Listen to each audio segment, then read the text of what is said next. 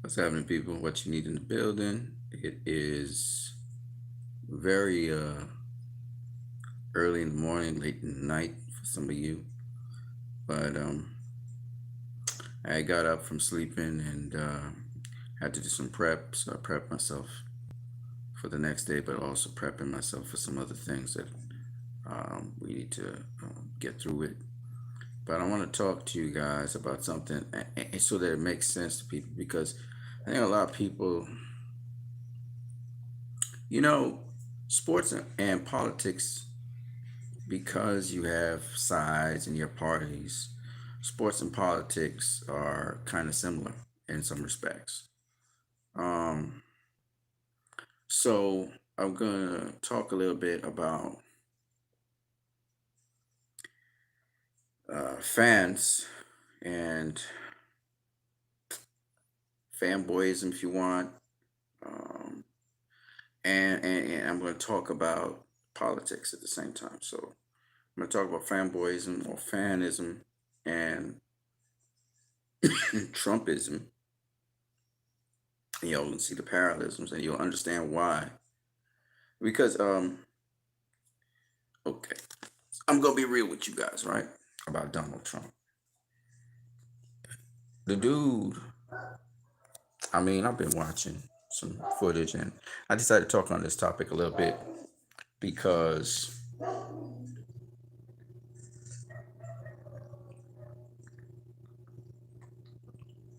I truly believe that this is worth talking about.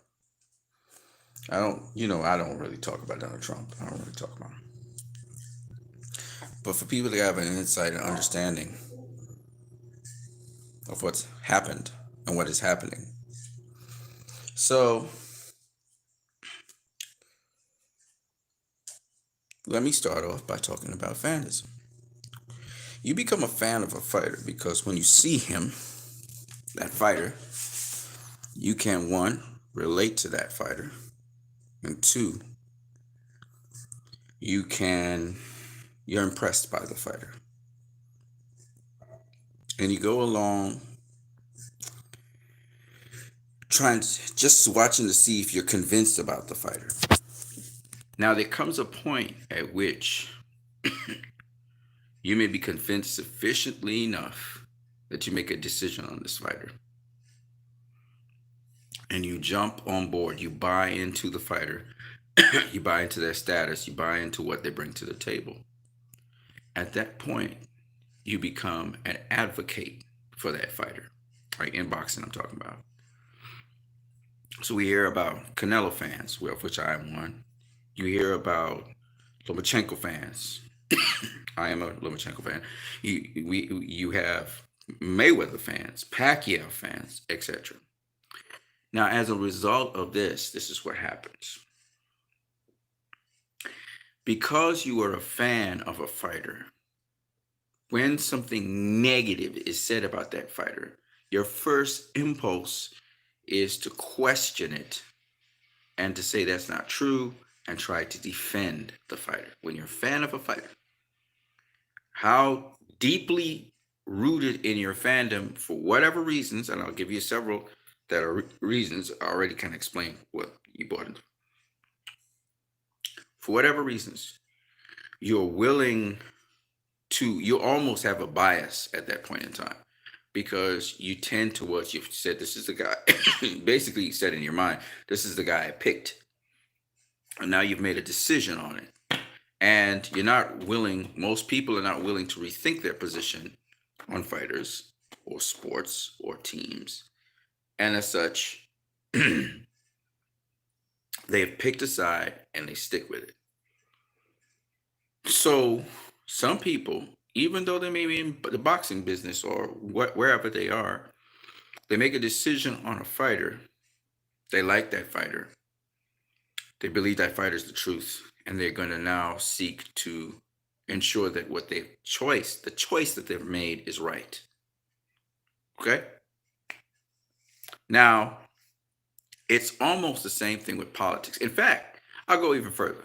Fans, including myself, sometimes we make a prediction.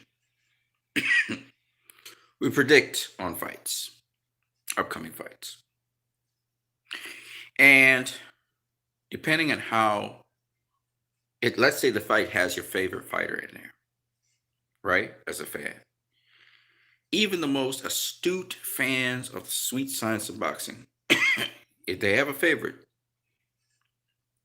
let's say it's a 50-50 fight, they're going to favor, or they will want to see, they'll hope to see, even when they're making their prediction, that the guy that they like wins. They, like people and myself, sometimes we acknowledge, okay, I like this guy really much, but I think this other guy, he's got the style to really deal with him. We might say that, but really deep down inside, we want the fighter we like to win. As such, I want you to understand, it's the same thing in politics. In politics, for whatever reasons different people have, they would vote for a particular candidate. Now, it could be because they're Republicans or Democrats, because those are two major parties.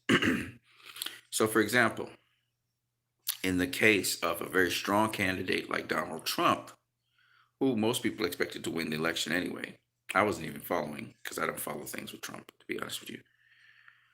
No matter how disgraceful his comments are, and I'm particularly talking about his comments, how divisive, how disgraceful, how disgusting his comments have been, and vile, and his actions, how you just fire people on a whim because they didn't say good things about him, how petty and vengeful his actions have been, and how very autocratic his speech and his behavior has been.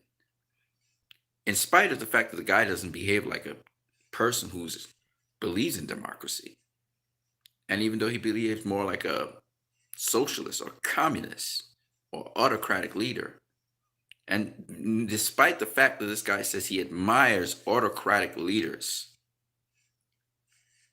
the worst thing possible is just so anti-democratic. People have voted for him. Now, why? First and foremost, the people who voted for Donald Trump were looking for change. Change from everything that Barack Obama embodied and all the presidents before him, the conventions and the way how presidents conducted themselves. They expected this guy to be different. So that's the first thing. The second thing was, Donald Trump does not speak on behalf of himself. He literally represents certain values and ideals of a significant portion of the population of America. Okay?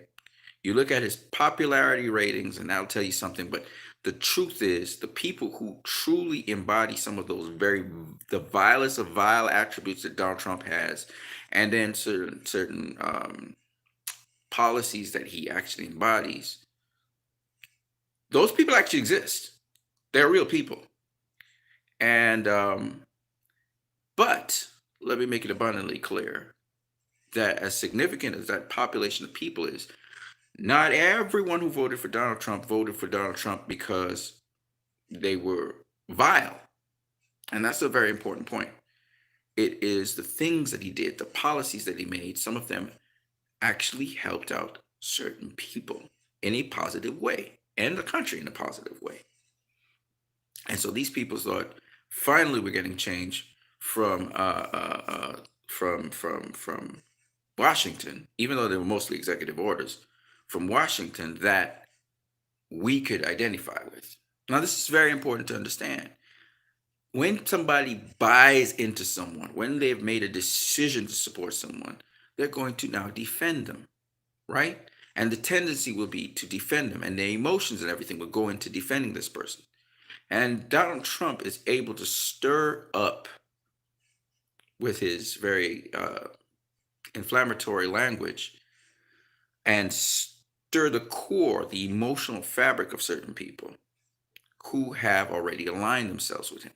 Now, other people who are benefiting, particularly in business, and particularly in big business, by Donald Trump, would obviously like to see him go back for a second term, regardless of whether he destroys the fabric of democracy, which is sad because a lot of people only look at what they can gain from something and they're not considering the other people. So they don't care that the country's getting divided, that there's riots, and once it doesn't affect them, they and they're making money and they're doing well and they're booming in the industry.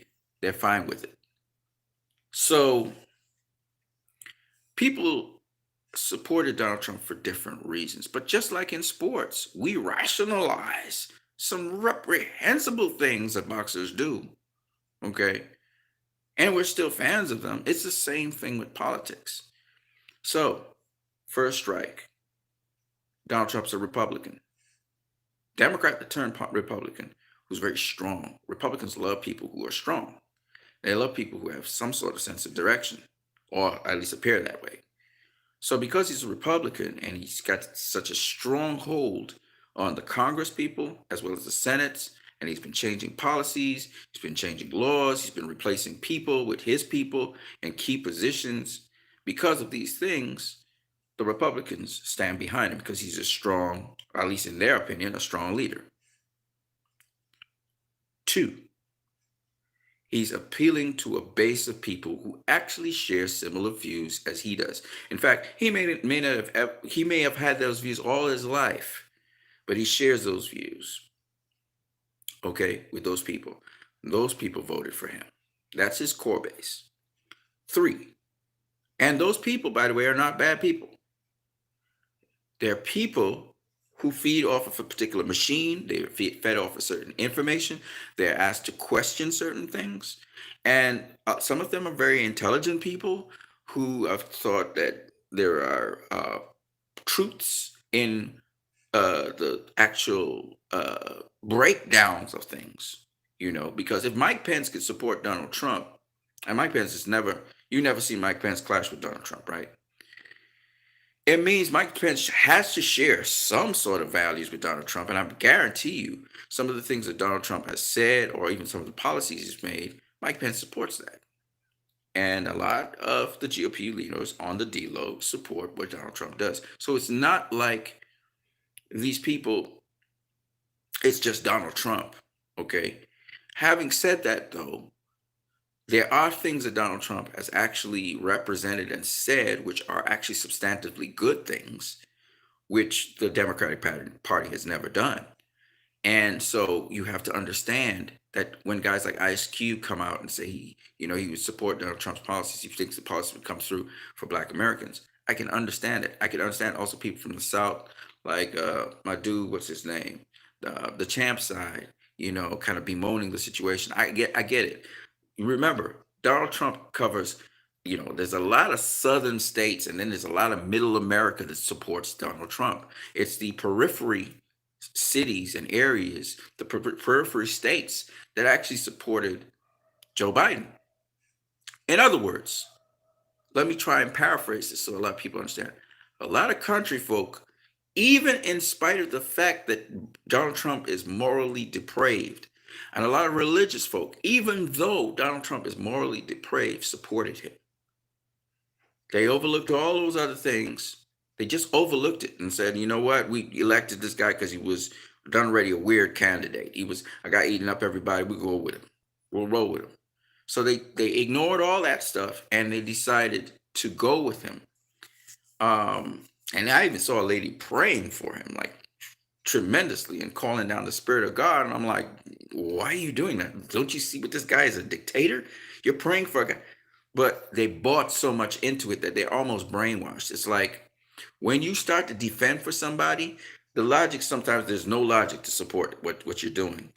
But you're so emotionally invested in the fact that you support this choice that if you don't have a moral compass, or if you don't say, no, I really want to go with the truth, you're going to go all the way in on it. And that's what happened. Okay. So, but there are a lot of people who voted for Donald Trump across America who have voted for him a second time, who are not militant. They're not looking to attack people. There's a lot of good people out here who voted for Donald Trump. Okay. So you can't lump everyone in the same category. And let me say this. A lot of country folk voted for Donald Trump. A lot of the southern states, a lot of the Middle America is vast lands, and then we got the towns. Okay, and they have built up cities and stuff. Don't get me wrong, but it's Middle America, and the point behind it is not that you know these people are bad people. They're not bad people. Um, I wouldn't say they're misinformed people. I would say that they have picked someone and they find reasons and excuses to support that person in spite of everything the person is doing. I think that's how I look at it. I'm not saying they're not intelligent people. I do believe they are. But they picked this guy. This is the candidate. And he seems like a strong candidate for them. So they're ignoring everything and not understanding the country could really go into. They don't understand. They don't seem to understand or see how serious it is. It's like my reflux. This is a serious thing. A very serious thing. But when you're going through it in real time, you don't realize how serious it could be and how dangerous it can be, right? Well, it's the same thing with these people who support Donald Trump. They don't realize the consequences of what they're doing. And since the Tea Party, the GOP, etc., Republicans have been sort of hindering the progress of democracy and certain social programs that the Democrats want to do. And I'm saying this not to say that I'm a Democrat or anything or a Republican or anything, but just saying that the party that deals with the donkey, which is service, and the party that deals with the elephant, which deals with wealth, they need to understand that there's a line that you must link both with. Wealth is not just for the wealthy. But Republicans will say, well, the people don't want to pick up and live the American dream and get up and do something with themselves. They don't deserve to be wealthy. The Democrats will say, no, we must be as good as our weakest link. We need to all come up together.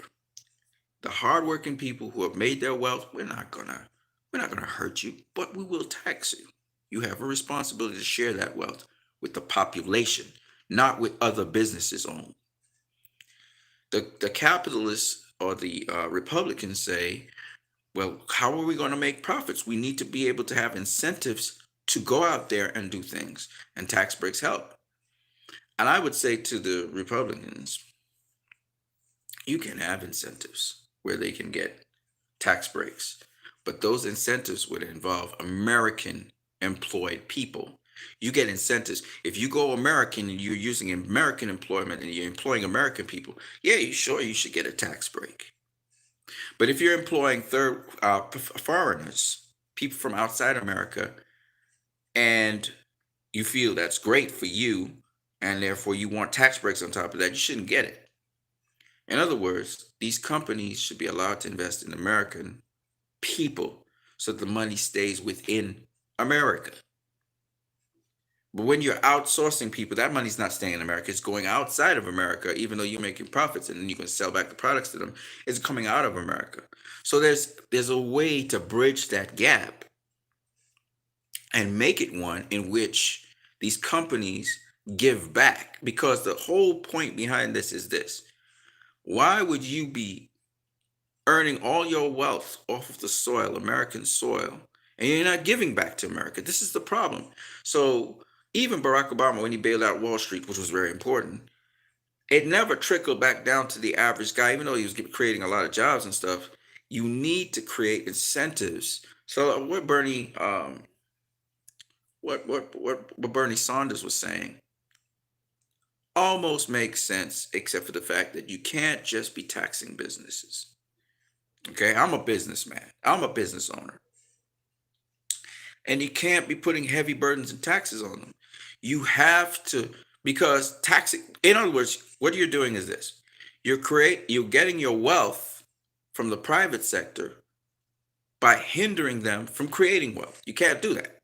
So it's very important to understand the balance between it and why the Republican Party and the Democratic Party, they need to come to a understanding with each other. That's why the guys who are mostly in the middle, economically speaking, they come in handy.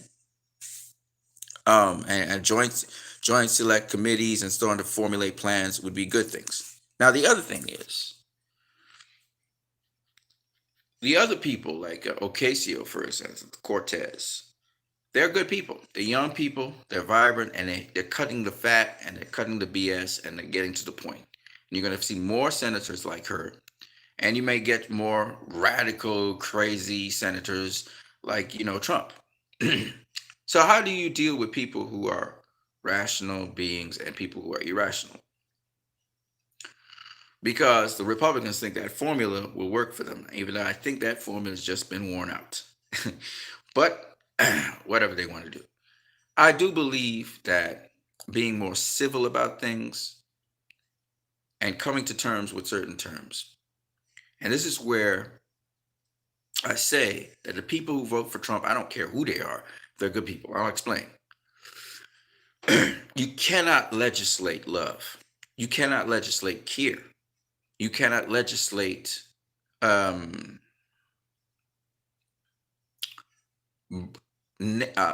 community.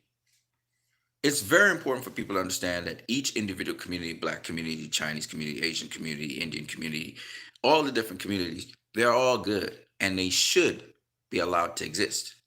However, you cannot keep a community in isolation to another community. One of the things that needs to happen in America is people need to come out of their communities and see other communities and move through different communities to understand the diversity and the strangeness of different people all around them.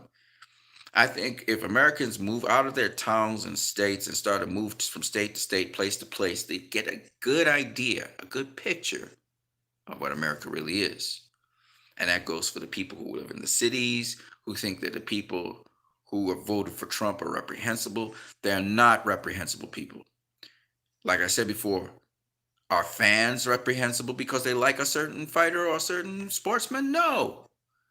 We should be able to dialogue in spite of our choices, in spite of our predictions, in spite of who we like. Okay? Different people are going to have attachments to different things.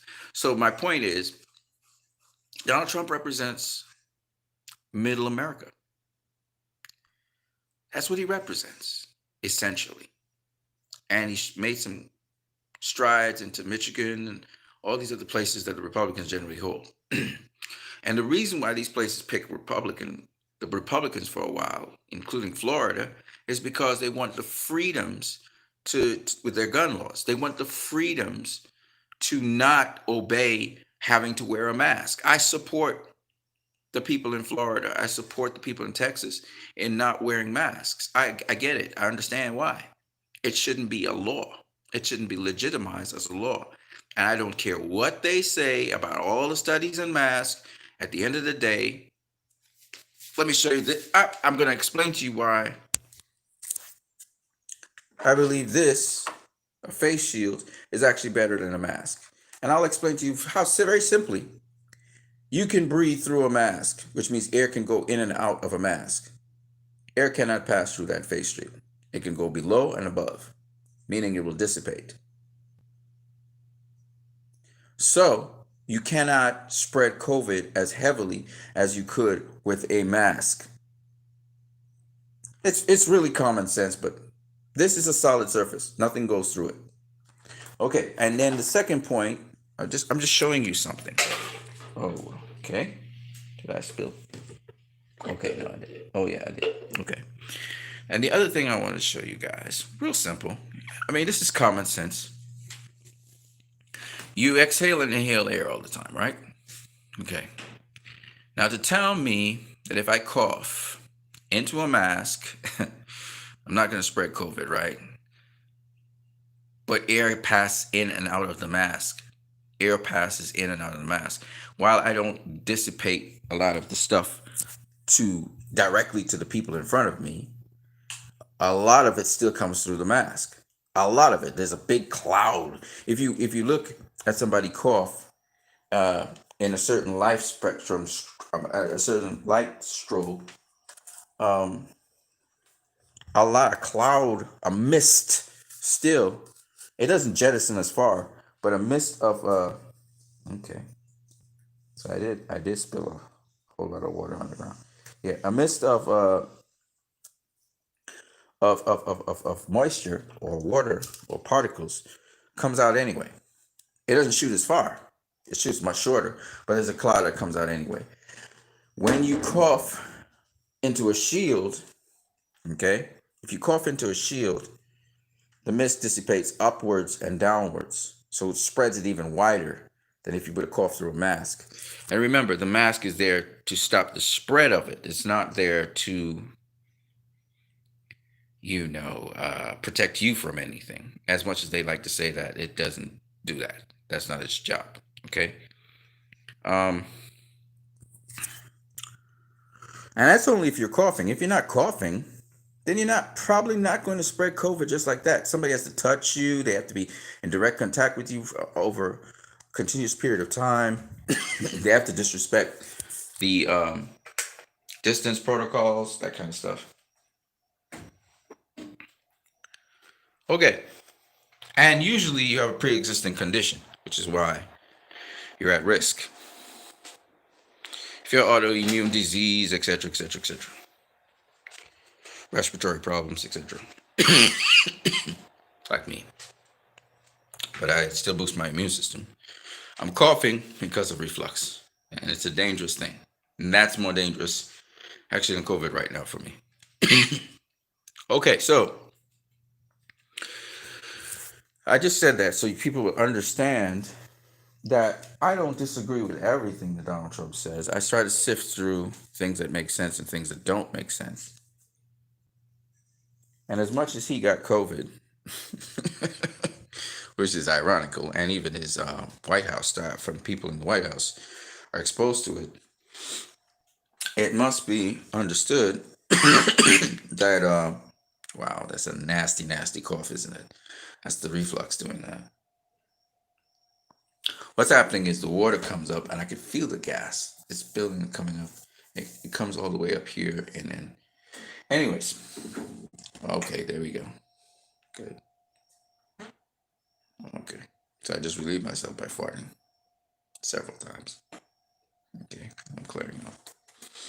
Okay, so the reflux problem is going to go away, but I just wanted to talk about this because I've seen some really reputable people, and they're still it's saying it's just rhetoric that Donald Trump talks about, and they just excuse the guy. And the reason they excuse him is, like I said before, because they've already committed to him, and they've reaped benefits from his presidency. And some of them have reaped no benefits whatsoever from his presidency. It's actually made their lives worse. But they just so committed to the fact that they picked him and committed to what he represents. Maybe he represents what they believe, and they believe ultimately in the end they're going to benefit from it. That they because a lot of people made a lot of money under Trump. I'm not going to pretend like a lot of people made a lot of money. They made a killing. You just look at certain comedians like what's his name? The black comedian guy, Dave Chappelle. He made a killing under Trump. He did exceedingly well. So I'm just saying that to say some people had a good time. They had a great time under Trump. With all the tax breaks and everything, they did great. They had a fantastic time. So it depends on who you're talking to. Some people's lives were really good. They had a fantastic time. They had great lives. They're doing fine. They're doing great under Trump. So that's what a lot of people don't understand.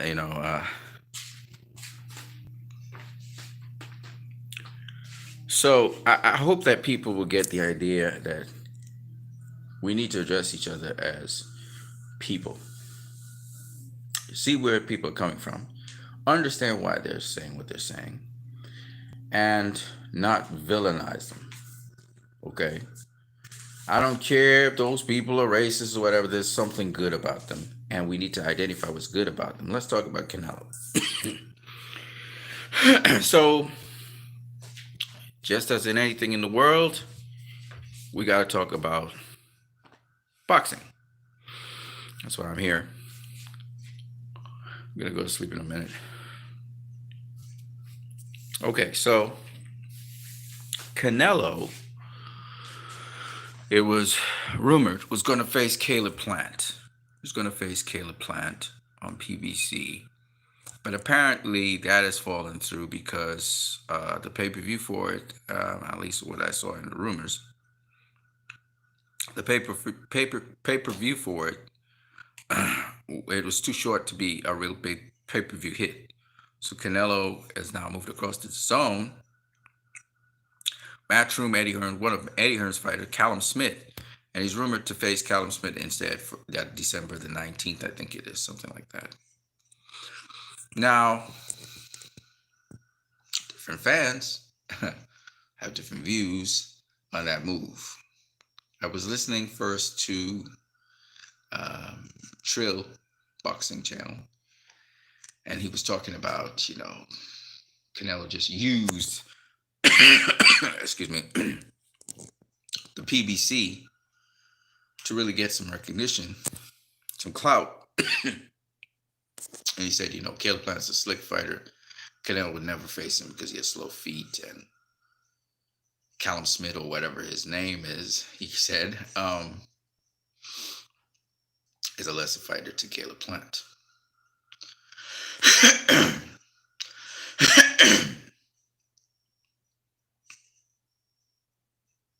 So weird. All right, so to this I want to say that, man, I got a lot of gas. Finally. So this I want to say that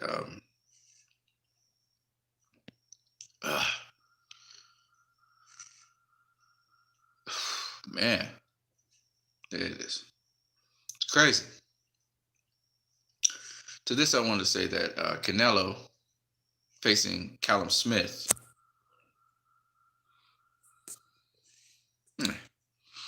it's not a bad fight. Callum Smith, though, I thought lost to John Ryder. And I don't know if he's got his inside game up to notch, but Canelo's a much better inside fighter than John Ryder. So if he if he can't handle that, he's going to lose. I thought Callum Smith is a better fighter than Callum Smith. Caleb Plant is a better fighter than Callum Smith. Excuse me. You got to excuse me. I'm just trying to get this. There's a pressure that builds up here, irritates my throat, irritates my vocal cords. As I'm talking, I'm vibrating, and it can cause me to cough because it wants to choke me. It's almost like something trying to choke you right here. But it's actually the stuff coming up and down, which is water and gas. Well, it doesn't affect me. I don't have heartburn or anything like I used to. I don't have the burn and all this. It was terrible before. I still get this choking, and that can go into your lungs and can do a lot of problems to you. So right now I'm trying to circumvent that. But I'll get through. I'll get through. It's just that there it is. See, it choked me. But I'll get to with that. But as of now, I know what I was doing wrong, and I need to stop that. And once I stop it, I should be okay. So back to what I was saying. So Callum Smith is a good fighter. Now, I went on Troy Killatainment's channel. Troy's a big Canelo fan. And Troy said he wanted to put me in timeout or something because I said that Callum Smith's all right, but I think Caleb Plant, Billy Joe Saunders at 168 are better fighters than him. He wanted to put me in timeout for that. And see, this is the thing I'm trying to say. When you commit to a certain fighter, even if you're a boxer and you've been in boxing and all that, when you commit to a certain fighter, you don't change. You can't hear reasoning. I just reasoned. Callum Smith, he had problems with John Ryder, right? He was ranked the number one 168 pounder once upon a time because he beat George Groves.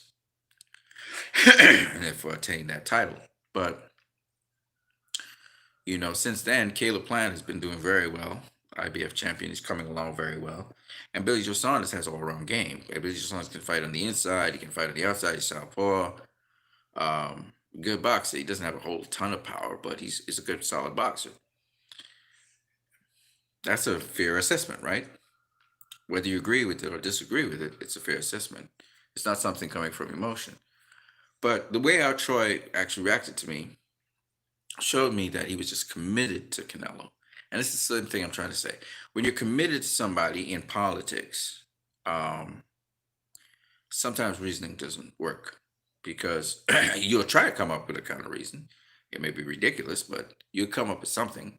But at the same time, you're not willing to accept the reality of certain things. Some people accuse me, for example, of not accepting the reality of Floyd Mayweather. I remember this time. I'm trying to remember what it was. I can't remember what it was at the time.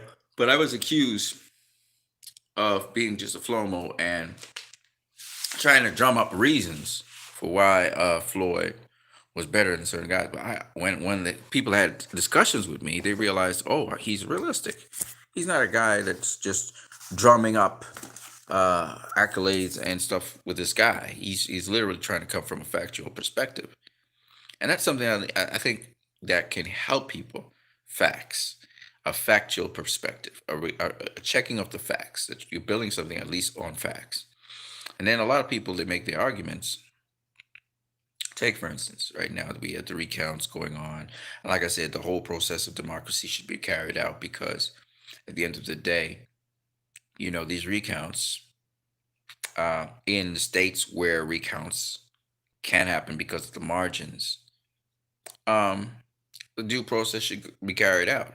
Once it's not tampered with, and once people are not threatening other people, once the security of the place is maintained and law is allowed to carry out as it should, it's okay. I mean, um, it's kind of, in terms of American politics, the sooner actually Joe Biden is allowed to access the classified documents and to proceed with some of the transition of power that Donald Trump should carry over to him, the better the process. But at the end of the day, regardless, um, if Biden, once he's voted in on January the 21st as the 46th president of the United States, that's when he actually starts his presidency anyway. So he'll have to get up to speed really quickly and hopefully proceed onwards to put things rapidly in place because he has some of those things in place already. So regardless of whether Donald Trump assists him or not, he's going to be putting things in place because he already knows that he's the president-elect. So what has happened in many different countries, including my country, was when the then opposition lost the election to the incumbent uh, government that we have right now, who is governing, they also accused the incumbent of cheating, which was silly because I was part of the election. I was watching the people overseeing it and all of that stuff. I think we even had international presence here, and there was no evidence of cheating. So when someone challenges that and they challenge it in the court of law, good luck. I mean, I wish you the best. I hope you come up with something because you're saying that the elections, there was robberies going on. When there's none, the only people who look like they're cheating are the people who are claiming cheating because they're looking for ways and means to circumvent the will of the people. And whether the will of the people is 5 million people or a difference of 5 million or 10 million, 20 million, 30 million, you're looking to circumvent it. And you shouldn't. If you're going to question elections, the margin, let's say it came down to one state. It did not, but let's say it came down to one state. The margin of difference, if it's a couple hundred votes, absolutely a recount. But tens of thousands of votes? No, there's no recount necessary. But as even Joe Biden said, in the interest of democracy, carry it all the way through. You know, Donald Trump was never going to relinquish, he's never going to concede. So let him exhaust everything. Right? Now, the people go along with him on this are very few. The majority of people who voted for Donald Trump at this point in time, they're okay with the fact that he lost the election. He can carry on a career outside of the presidential office.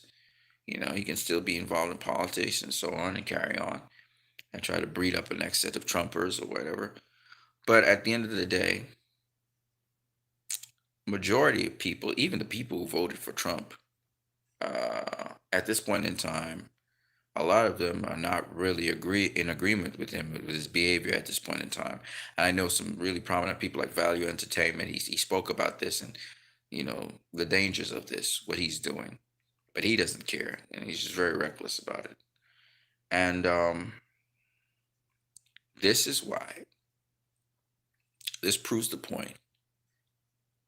J. Homel Myers, what's up, man? This proves the point that you can't just put anyone into the presidential office. It has to be somebody who's fit to go into that office. You just let anybody go into the presidential office, this results, right? I'm not saying it's just political, but the person must at least have some sort of moral compass, because the entire Constitution was based on a moral compass of people. If you don't have a moral compass, then you'll do whatever it takes to win.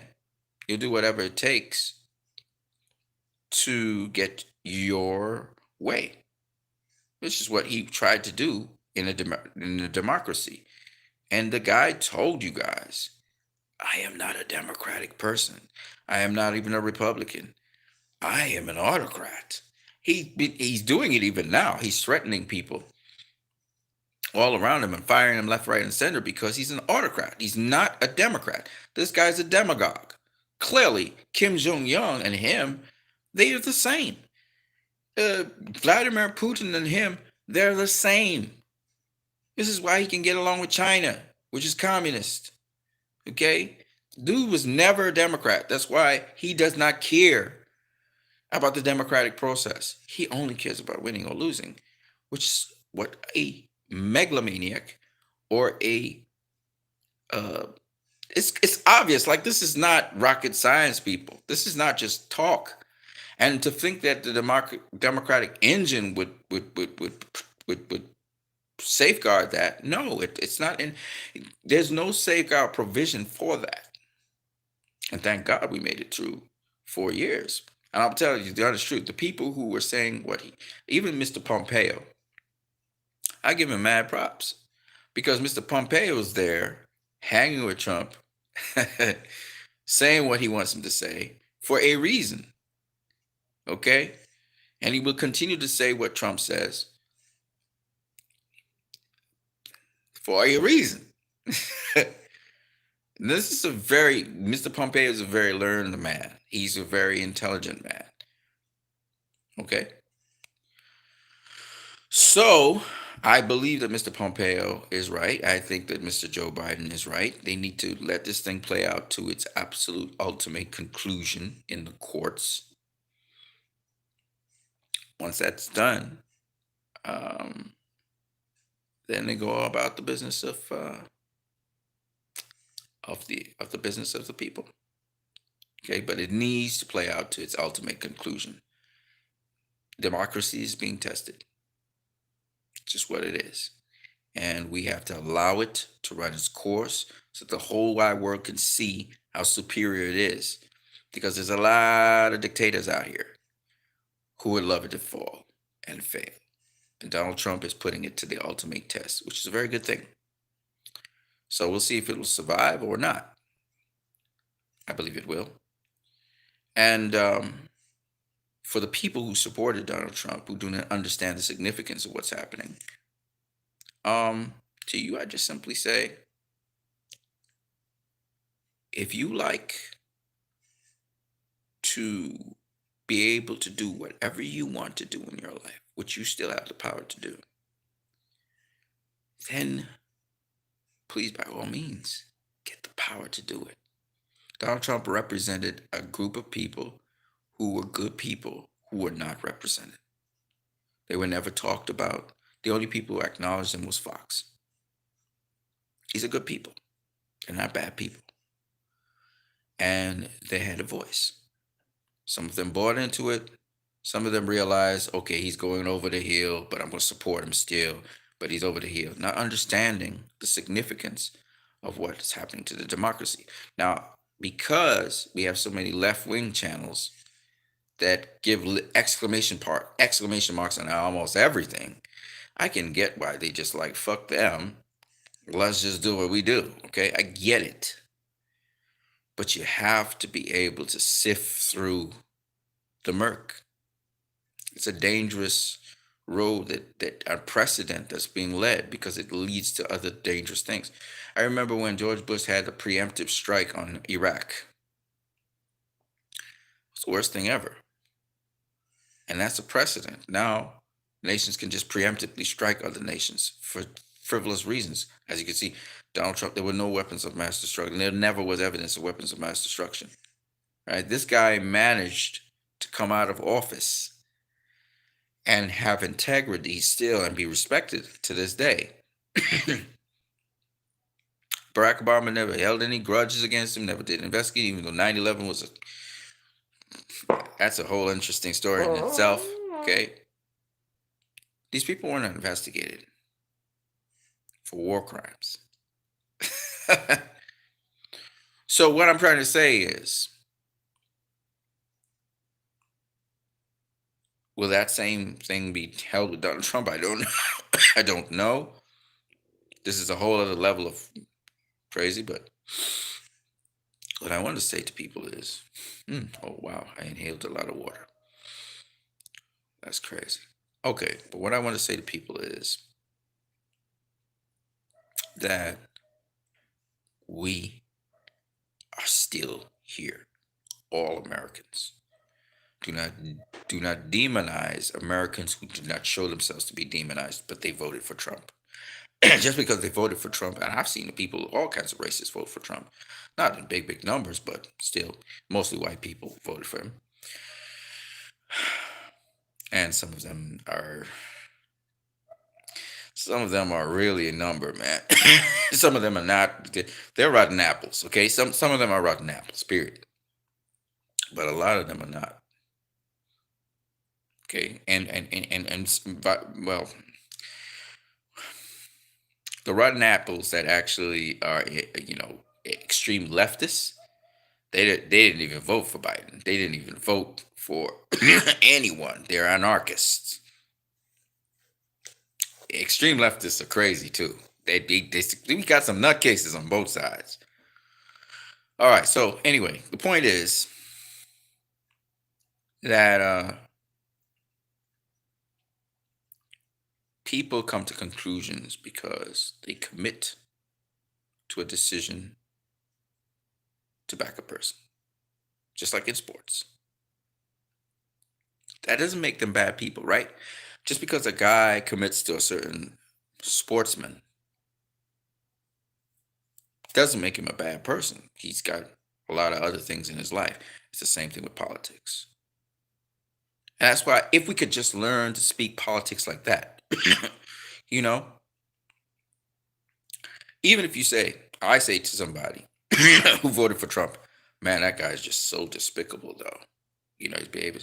It shouldn't affect the person to the extent where they have to defend him. They should be able to say, well, you know what? I could see where you're coming from. But his policies, some of the policies he had were, good policies that he pushed through. Okay? So that's the way how a civil discussion can happen. And people can see other people's views on things. I think that's a good thing. I think that business-wise, he helped to at least it appeared that way He helped to help business to some degree. So that's what I got to say about Donald Trump. I try to give you guys always a truthful perspective on things. I don't condone the guy's actions at all. There's a lot of things he said are, I mean, he should be subpoenaed, and then he should be on the stand. He should be in prison for those things. But then I can say that about almost every single certain high profile men, particularly who are at that age. Um, but it was so blatant that I can see why some people. But I don't talk about Trump much because I still probably won't talk about him much after this. I just don't have the time and energy to waste on negativity like that. So I try to look for positive spins on things and stay with that. You know, as to the Republicans, they have something beautiful, but they don't understand what they have. I wish they could understand the core of the essence of what a republic is and why wealth is not supposed to be isolated to just certain people. Wealth should be distributed. So they don't understand that concept. The Democrats, they understand distribution, but they don't understand wealth generation. They really don't understand that concept at all. They think that the people who have worked so hard to put themselves in the position of wealth, they're responsible for everybody else, even the people who don't even care about having drive or anything. And I think that disconnect between the Democrats and the Republicans is what's driving this constant bickering between them. Why can't it be both? Why can't it not be that the people who generate the majority of wealth have a somewhat greater responsibility than they currently have, but they're encouraged to generate wealth, and the other people shouldn't be milking them, but yes, the wealth should trickle down so they can find ways to generate wealth themselves. I'm totally for that. Uh, that's a freer society and a happier society. Let me see it in Canada all the time. Canada is socialist. Canada does well. So I get what the what the Democrats are trying to do, but I think they need to listen to the Republicans in terms of wealth generation and listen to their case and see if they can't work something out together. That's what they need to do. We can't afford to have people digging their heels in because they were sold on a particular person or sold on a particular concept. You have to be able to understand fundamentally. Forget all the specifics and just look at the broader picture and agree on the broader picture. Once you can do that, because the Republicans kind of push capitalism, but the Democrats kind of push socialism. But what you have to understand is there's a combination. Capitalism and socialism can coexist if you could just leave certain things specifically a certain way. You can have a capitalistic economy with a socialist base. What I mean by that is, and my country's like that. We have healthcare for all. Is it the best healthcare in the world? Hell no. But it's damn good. It's damn good. When it's working, it's working. My point being, there's also the private healthcare sector. There's the private option, right?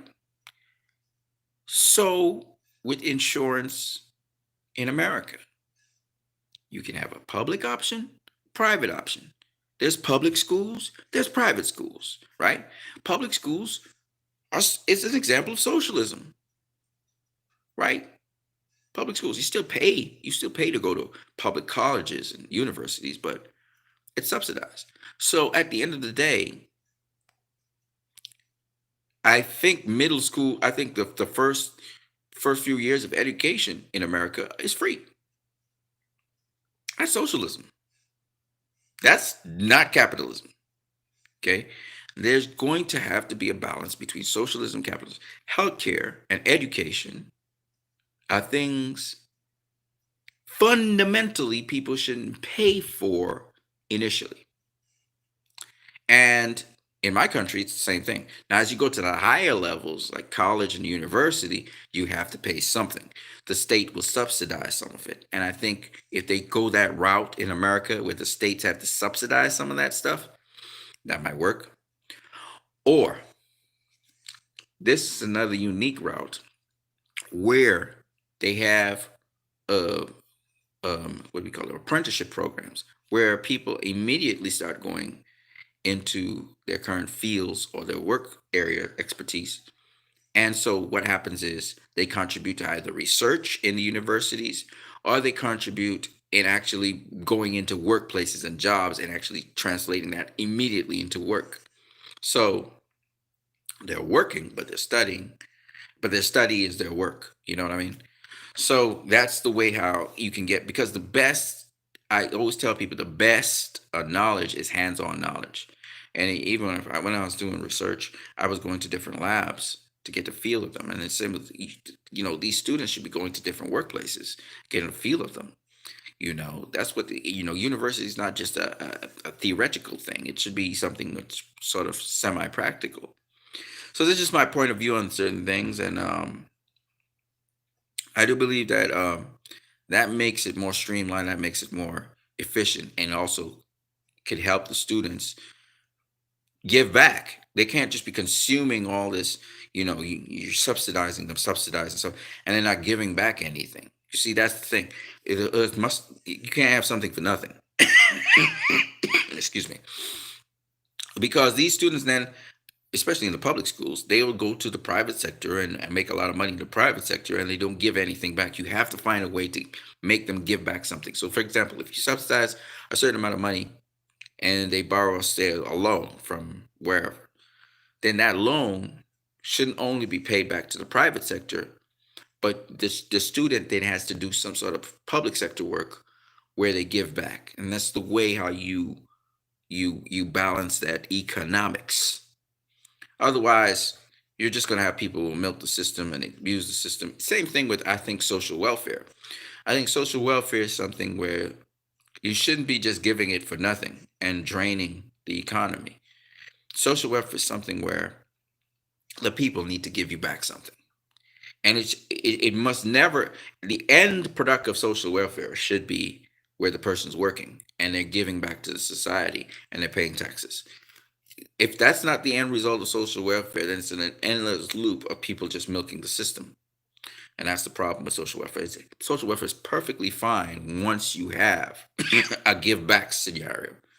It's not like what it should be, like a loan almost, where you get this period of time to catch yourself, and you give back. It should never be a never ending cycle where people are just feeding off of it and exploiting it. And that's the problem with the system.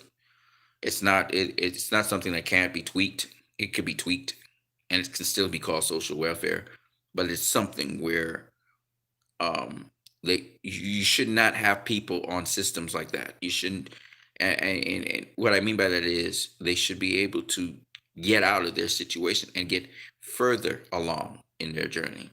And I know there's some people who need the social welfare because they're holding, well, they can't hold on. You can't hold on a certain amount of jobs. You as soon as you start to work enough jobs, the social welfare is cut. But what I'm saying is the social welfare should be able to enable you to do more work, and in the process it should equip you with fine tuning your skills. So what it should have been was a business program.